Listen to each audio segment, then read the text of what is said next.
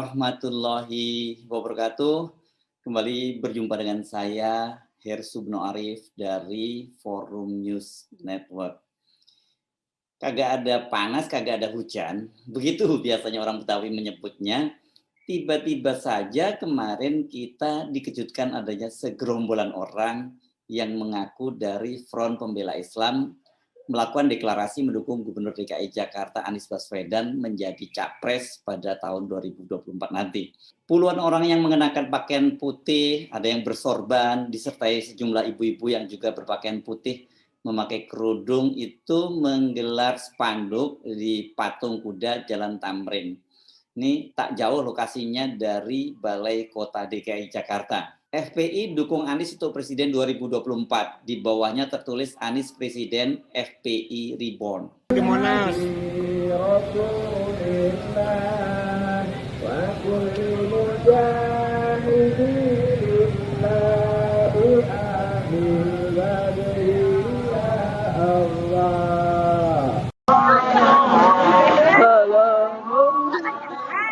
Capek. Bye.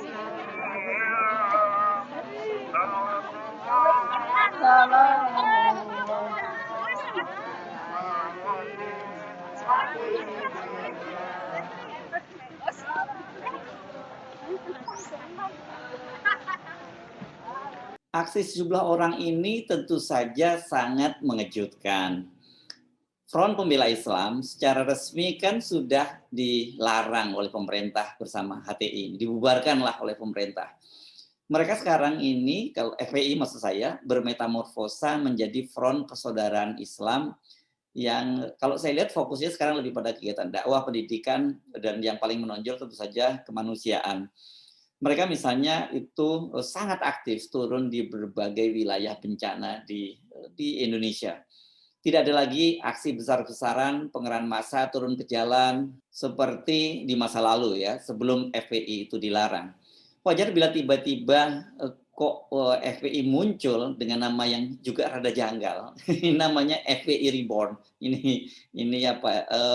Kayak milenial banget gitu ya, alias FPI dilahirkan kembali. Ini kan kosakata yang rasanya nggak match dengan citra FPI selama ini. Kan FPI itu cenderung disebut-sebut lebih banyak bergaya ke Arab-Araban, karena itu disebut juga kadrun gitu. Sekarang tiba-tiba dia ke bule-bulean dengan menggunakan nama FPI Reborn.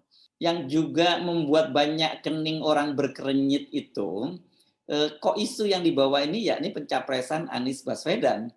Di media sosial beredar berbagai foto yang menampilkan kejanggalan dari aksi massa ini.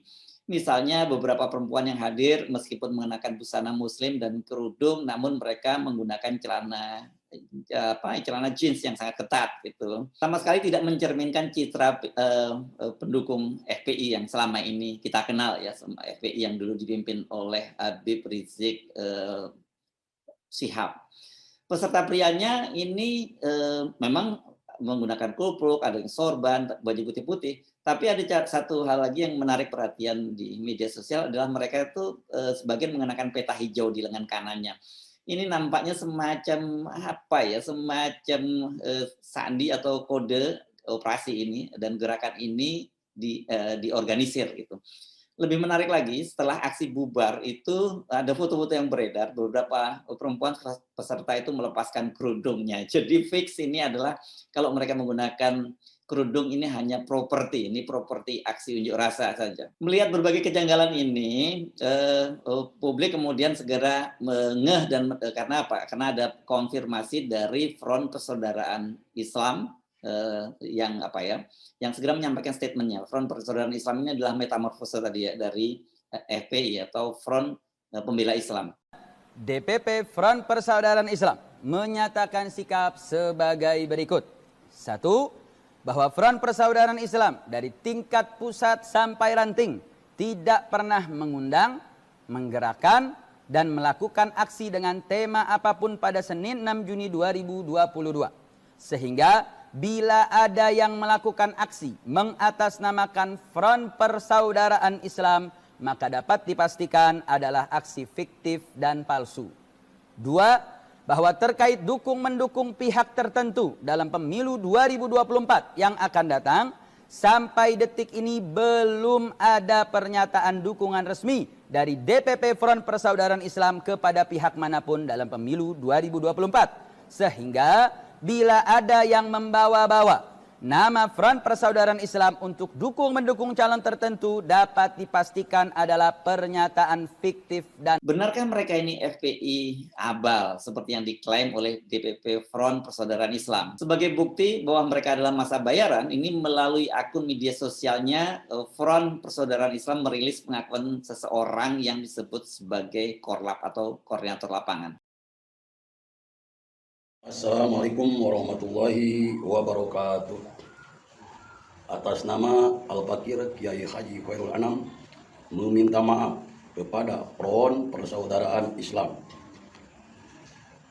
Dengan malam ini, hari ini saya menyatakan pertama,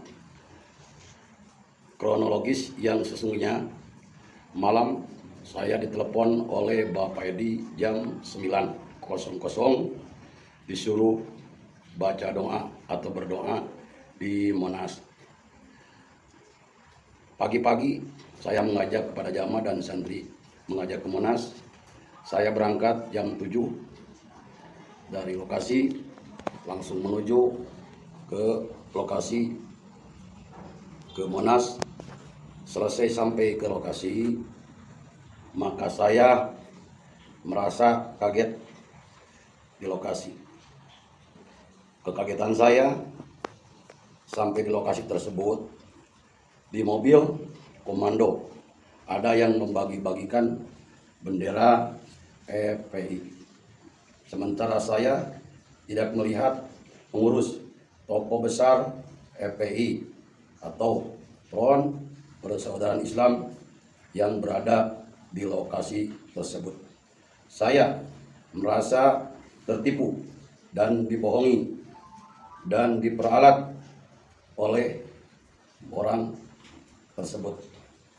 Selesai acara tersebut, maka para jamaah selesai jam 11.30,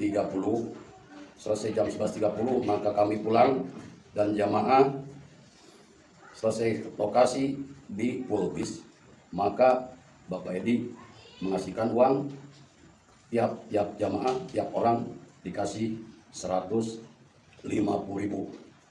Maka kami terasa dibohongin banget oleh orang itu. Demikian klarifikasi. Sampai sejauh ini kalau kita menyimak pengakuan dari tokoh tadi ya, yang disebut sebagai korlap, ini fix ya, ini FPI palsu, massa bayaran.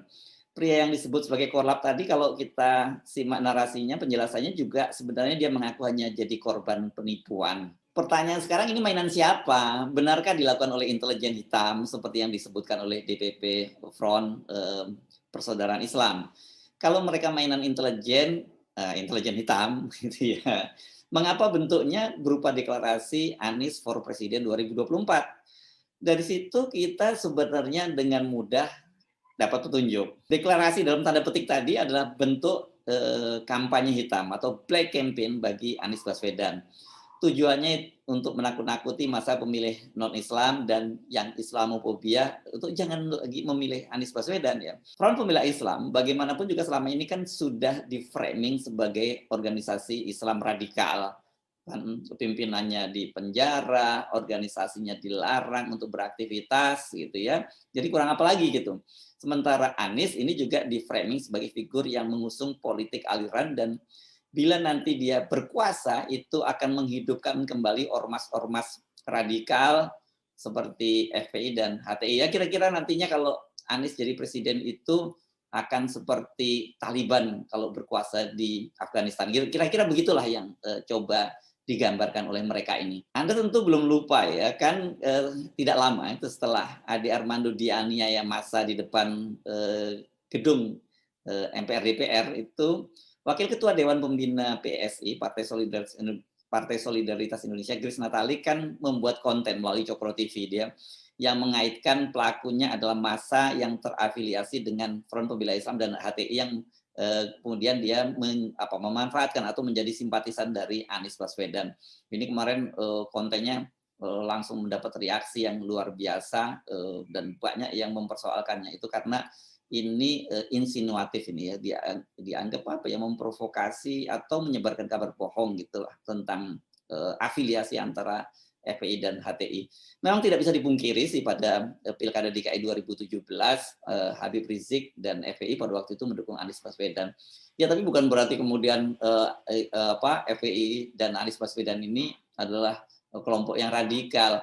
Kan kita juga bisa menyaksikan sendiri bagaimana setelah menjadi gubernur di DKI Jakarta, Anies Baswedan juga menampilkan figur yang inklusif. Banyak sekali pengakuan-pengakuan dari umat non-Muslim yang memberikan testimoni bahwa Anies Baswedan ini bukan figur yang eksklusif umat Islam atau figur yang partisan dan kelompok aliran gitu. Dia bisa mengayomi semua umat beragama di Jakarta. Nah, yang kita mesti soroti ini kenapa deklarasi dalam tanda petik tadi itu dilakukan hanya selang 2 hari setelah pemerintah DKI, Pemprov DKI sukses menggelar balapan Formula E. Ini pasti kita harus mengkait-kaitkan soal itu. Nama Anies kan melambung ya setelah ajang Formula E digelar.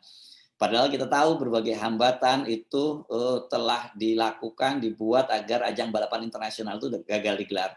Mulai dari pengajuan hak interpelasi yang dilakukan oleh PSI dan PDIP, walaupun itu kemudian digagalkan, dilaporkan ke KPK, dan kemudian BUMN juga tak mau memberi sponsor.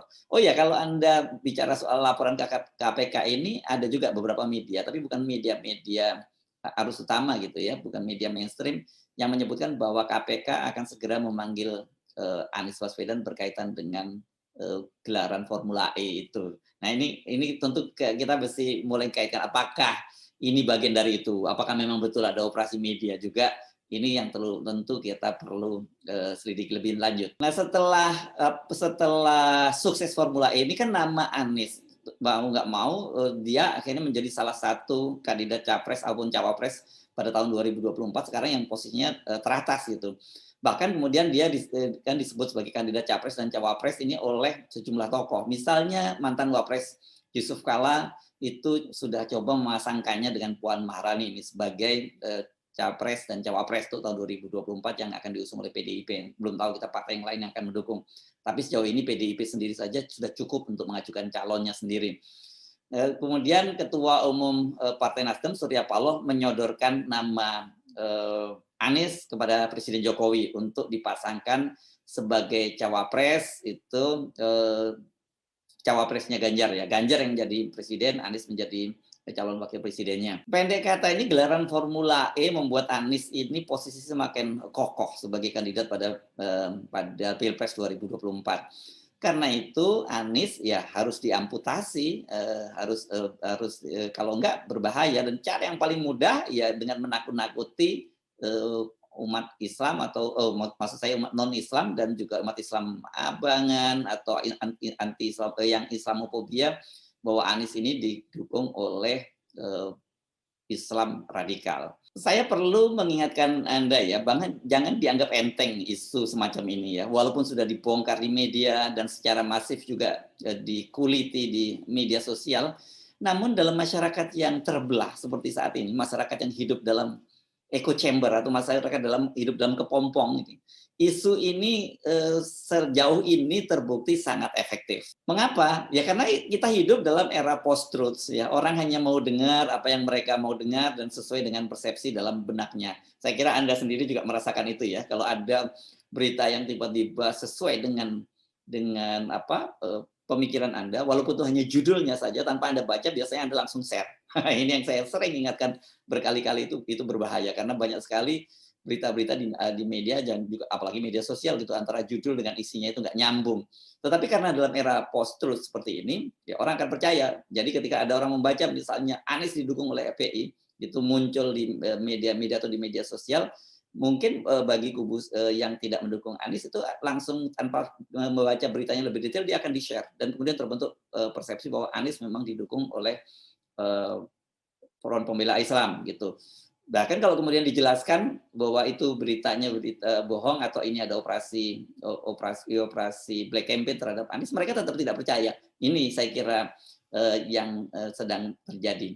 Nah, saya melihatnya itu ada dua tujuan dari aksi yang digelar kemarin, aksi deklarasi abal kemarin itu. Pertama, ini mengalihkan isu pembicaraan dari sukses gelaran Formula E menjadi isu Anies didukung Islam radikal. Tapi sejauh ini kalau di media arus utama atau media konvensional dan media sosial ini sudah aborted isu ini, ya langsung dikuliti, langsung ditelanjangi ya. Kedua, ini menakut-nakuti non-Muslim dan Islam abangan atau Islamofobia bahwa bila Anies terpilih menjadi presiden, maka Indonesia akan dikuasai oleh Islam radikal. Seperti saya sebut tadi, pokoknya persis deh kayak model Taliban yang berkuasa di Afghanistan. Anda jangan meremehkan ya bahwa isu murahan itu tidak akan dimakan publik. Sejauh ini strategi black campaign semacam itu sangat sukses dan berhasil membelah bangsa kita. Sebagai media, secara kelembagaan, Forum News Network ingin menyerukan dan menghilangkan sekat-sekat itu. Bahkan kita mulai menjembatani ya, adanya jurang pemisah antara satu anak bangsa dengan anak bangsa lain. Dalam posisi pencapresan kali ini, komitmen kami adalah menciptakan lapangan permainan yang fair bagi semua kandidat, yakni lapangan permainan yang sama, yakni 0%. Kalau dengan PT 20% selama ini kan itu seolah-olah bahwa lapangannya sudah mereka yang atur, luas lapangannya, yang boleh bermain siapa mereka yang atur, kemudian siapa wasitnya mereka yang atur, aturannya seperti sudah diatur, dan siapa yang menang pun mereka sudah atur. Kenapa? Karena dengan PT 20% itu kan maksimal lah dalam situasi semacam ini paling banyak bisa tiga kandidat. Tapi dengan partai-partai dikuasai oleh penguasa, dengan para ketua umum partai disandra oleh kasus-kasus hukum maupun kasus-kasus personal, agak sulit kita membayangkan akan ada muncul sampai 3 kandidat, maksimal paling juga 2 kandidat, itu pun sudah bisa ditentukan siapa yang akan menang nantinya. Persislah kayak Pilpres 2019 kemarin gitu ya. Nah, karena itu siapapun yang posisinya mendukung 0% akan kami dukung. Tentu setelah sama-sama kita sepakat 0%, setelah itu baru kita akan memilih memberikan rekomendasi berdasarkan parameter-parameter yang cukup objektif. Ini saya mengutip beberapa kali yang sampai oleh Bung Rocky Gerung, yakni etikabilitas, intelektualitas, kapasitas, dan juga kapabilitas. Dari situ, jadi kita lupakan lagi soal politik aliran, kita lupakan lagi soal orang populer dan elektabilitasnya tinggi, bukan itu yang kita pilih. Tapi bangsa kita ini, Indonesia yang besar ini harus dipimpin oleh seorang yang memang punya syarat-syarat tadi itu, etikabilitas, intelektualitas, kapasitas, dan kapabilitas. Dengan cara begitu, ini kita bisa mengembalikan Indonesia sebagai negara terbesar umat Islamnya di dunia, sebagai negara besar di Asia Tenggara, kita bisa memainkan peran dalam berbagai percaturan politik global saat ini. Karena itu kami bertanya kepada Anies Baswedan, apakah Anies Baswedan juga akan bersama kami dalam barisan 0% atau ikut dalam arus permainan PT 20% dengan prinsip yang penting dapat tiket pada Pilpres 2024 dan bisa nyapres. Nggak peduli partainya yang mencalonkan itu sepakat dengan PT 0% atau tetap bermain dalam PT 20%. Mengapa ini penting untuk dideklar oleh Anies? Karena bila posisinya Anies seperti itu tadi, bahwa dia ikut arus permainan yang penting dapat tiket, sejak awal kami di FNN akan menyatakan posisi kami berseberangan dengan Anies Baswedan. Sebab Anies hanya akan menjadi bagian dari permainan oligarki dan kita akan mengalami kembali pembelahan seperti yang terjadi sekarang ini. Saya Hitsbun Arif dari Forum News Network. Sampai jumpa lagi. Wassalamualaikum warahmatullahi wabarakatuh.